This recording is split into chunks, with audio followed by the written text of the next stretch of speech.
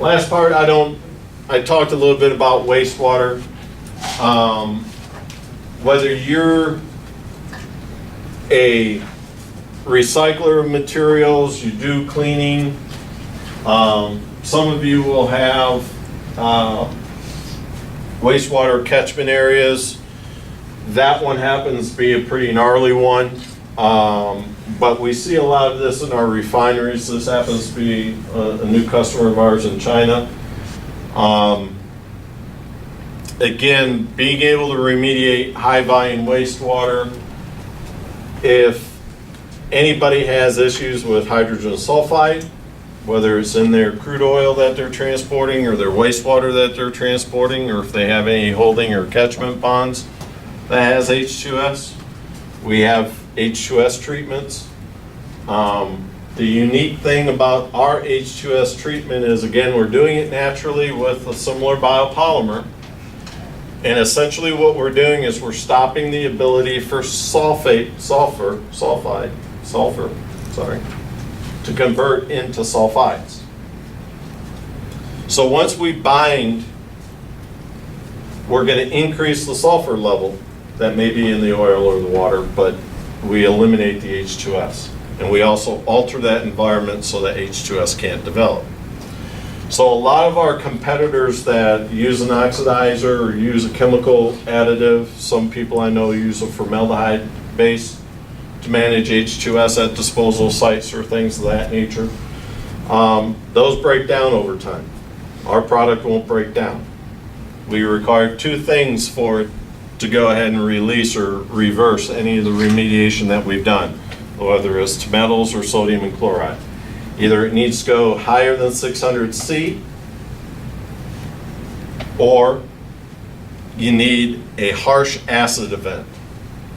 Now, when I say a harsh acid event, I don't mean acid rain. I mean something that would peel the skin off of our bodies, melt the metal on our cars, and completely destroy our civilization the way that we know it. That kind of acid event.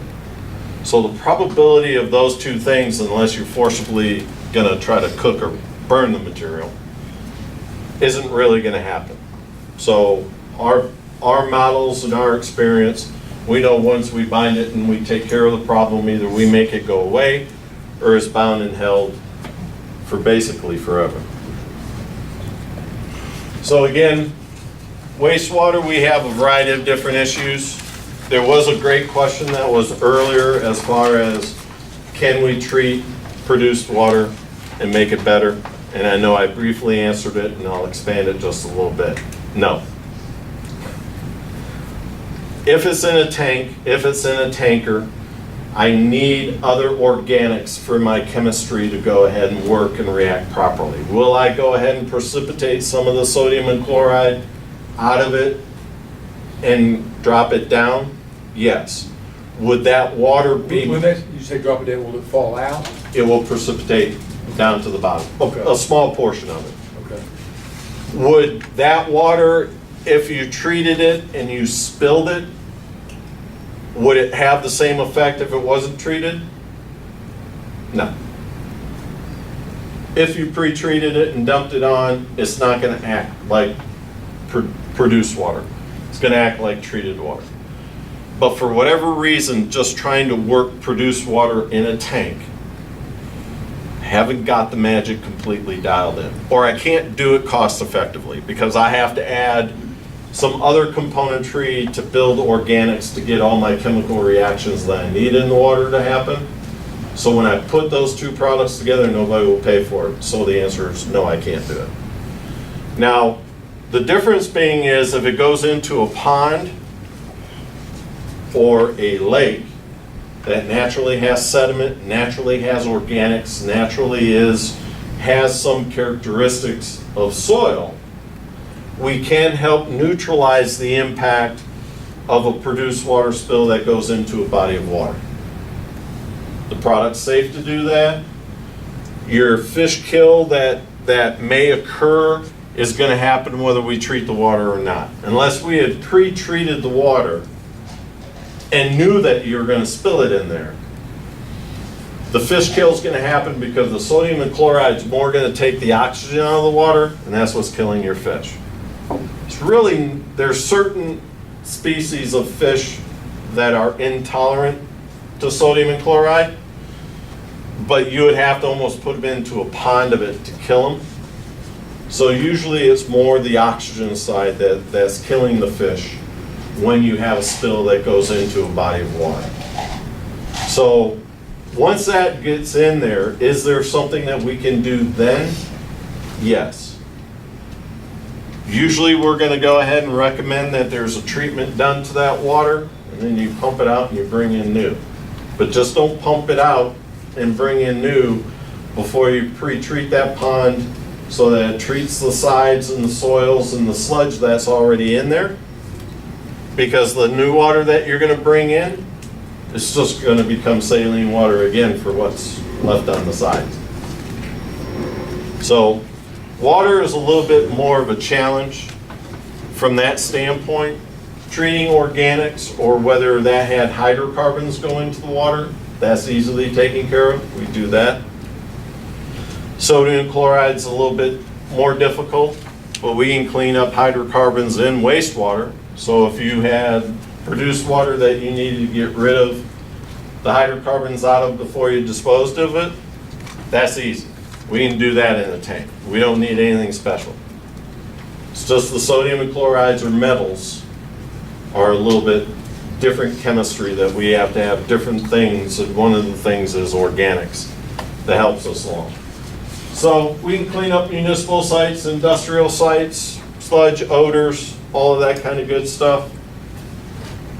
And the last part, I appreciate your patience. We're also an interesting company to where we have a very diverse line of products. One thing that I failed to mention at the beginning, we started in 2003. We have a complete division that sells products to the turf and agriculture industry.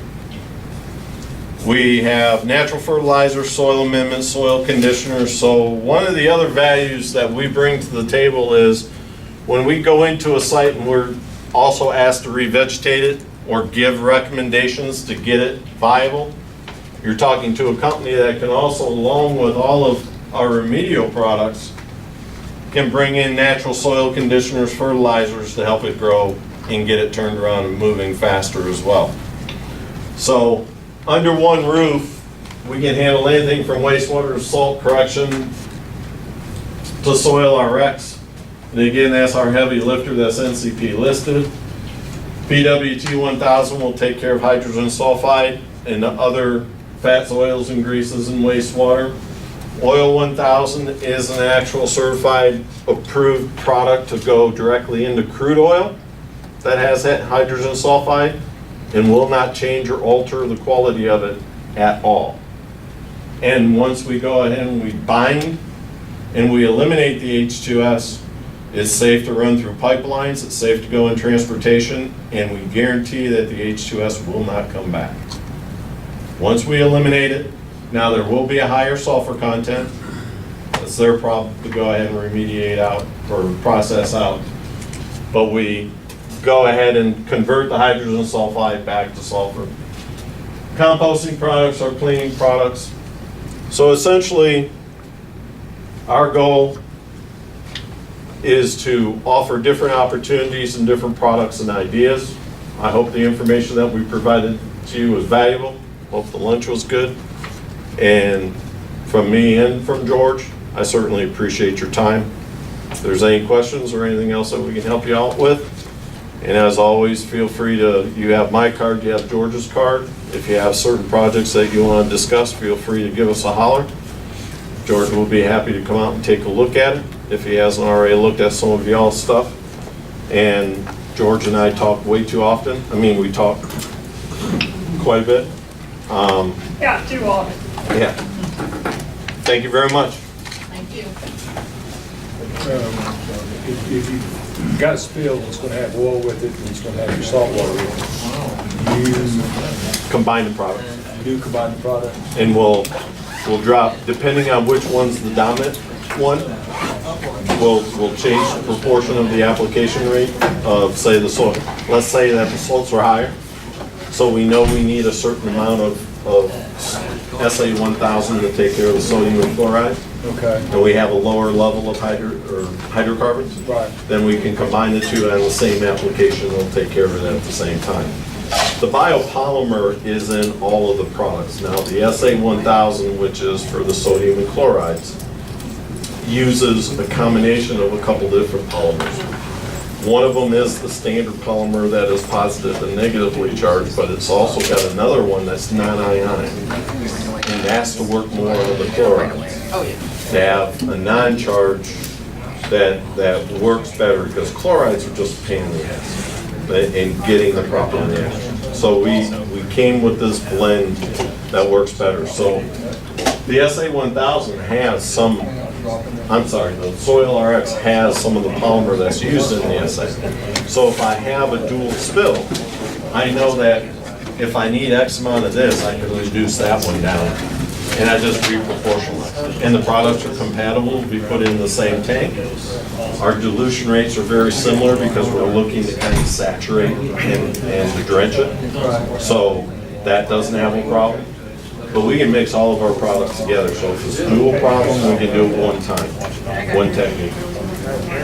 So that saves time and energy from that standpoint of not having to do dual applications and separate. All of the products are compatible.